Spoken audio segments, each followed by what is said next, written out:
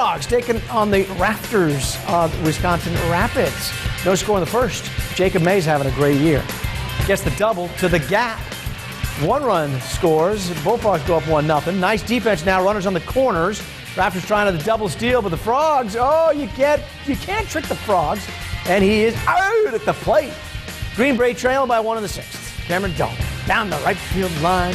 1 run comes in. Dolan gets a triple. Bullfrogs come out on top, 4-2. Up and down the second half, but we got a lot of talent and we've been playing well. We've been swinging the bats. Just some people have been having a little bad luck, but it's all coming together. We have some good players. I mean, there's some talent. There's some guys that are going to be fairly high draft picks, some guys that are going to play some good pro baseball, and good team chemistry. It's a deep group of guys with a lot of ability, all the way 1 to 26 on the roster. Well, certainly a big win for the Bullfrogs. Who's joining us now in the Sports Center, majority owner and president of the Bullfrogs, our old buddy Jeff Royle. What's going on, man? Great. How are you? I'm excellent. How are you? Summer's good. A little hot out there, but we'll take that over the cold stuff any day. And what a great day at the stadium today. You know, with 1,500 some fans out there. It's a party out there for sure. Yeah. You know, typically Sundays are a little bit of a tougher draw, but this year we moved our games up to 105, and it's been working well. And Mother Nature cooperated. Great afternoon out there. Well, let's take a look at the team here and talk about that first off. Some players having some really good individual seasons. You know, with such turnover, guys like, Billy Moon and Jacob May, those types of guys, they're having these great seasons, and really fans seem to really be enjoying the style of baseball and the level of baseball that they're being able to see. You know, it's a learning curve for everybody. With the absence of real high level of baseball here in Green Bay for a long time, it's taken us a while to really let the fans, educate the baseball fans and the sports fans in the area, exactly the level of the quality of baseball at the Northwoods League, what our role in kind of the whole baseball world is when we start talking about the collegiate ranks and the minor leagues.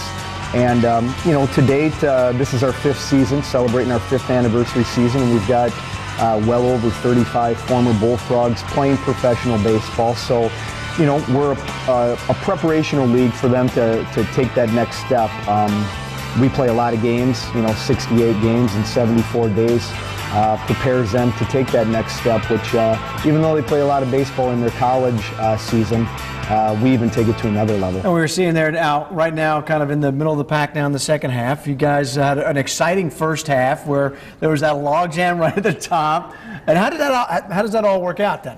Well, it's the first time in the league's history, league's in its 16th year, I believe, that 3 teams from one division tied for a half. So kind of had to go down the tiebreaker list. The tiebreaker list, and it came down to some head-to-head stuff with the teams in our division. We kind of came out on the short end of the stick, but the quality of baseball across the league, every team in our division is literally an all-star team in its own right. So the quality from top to bottom is typically pretty good. So you got to play hard. You got to play 600 baseball or better when it's all said and done. Is it hard for you to kind of get that following a little bit for the fans and those that are around there because of the turnover every single year? I mean, that makes it a little tough, doesn't it? Yeah, I mean, your face is coming back. For the baseball diehards, probably even the minor leagues, everything that we do here with the Bullfrogs, there's a lot of entertainment value as well.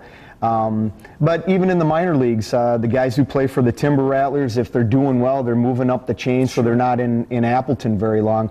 We're kind of in the same process with regards to giving a lot of kids an opportunity. Obviously, from year to year, we don't have a lot of guys that come back because we're hopeful they have a great season with the Bullfrogs, and that improves their draft status, and they make their way up. But it's great baseball in and out when you're looking at only 30 roster spots for 300 some kids.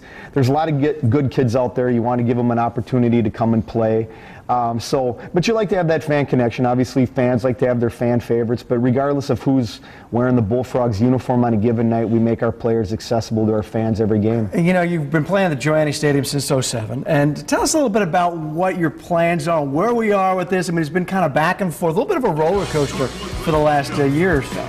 Yeah, it was the only place in Green Bay to start when we came to town in '06 and really started looking at the opportunity to bring a high level of baseball and the family entertainment, affordable family entertainment back to Green Bay. There was no place else in Green Bay to start.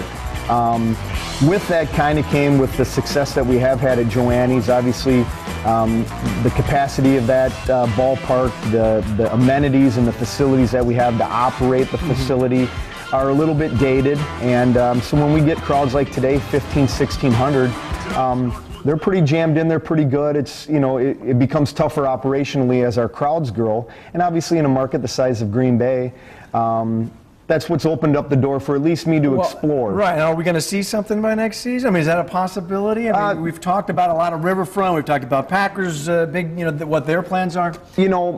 Next year would be a stretch. We'd really have to be under construction now. But my role really in the whole thing was just to kind of share a vision of what we could possibly do here. My job has been to prove that baseball can work and be a part of the community, that we can fill a void, that we have a place here in a great sports town. But at the end of the day, a facility can dictate, no different than the Packers, the Gamblers, the Blizzard, the other teams here in town. A facility can really dictate how well you can do, how long you can be around, how successful you can be off the field. Wins and losses are one thing, but you have to make it viable operationally and financially as well. Well, we've got some dates coming up this week. I mean, we love all the promotions. The great thing about minor league baseball is the promotions. You got the Christmas in July, George the Animal Steals here on Tuesday. That's awesome. Trading cards, military appreciation on Wednesday. The very unique funeral giveaway on Saturday. That's going to be interesting. It's a burden on somebody, so we're going to take care of that. That's nice. And then, hey, bring your dog to the park, bark in the park. That's always very popular on Sunday. All right, Jeff Royle, thanks so much. Appreciate it. Thank you for having me. Always fun having you here.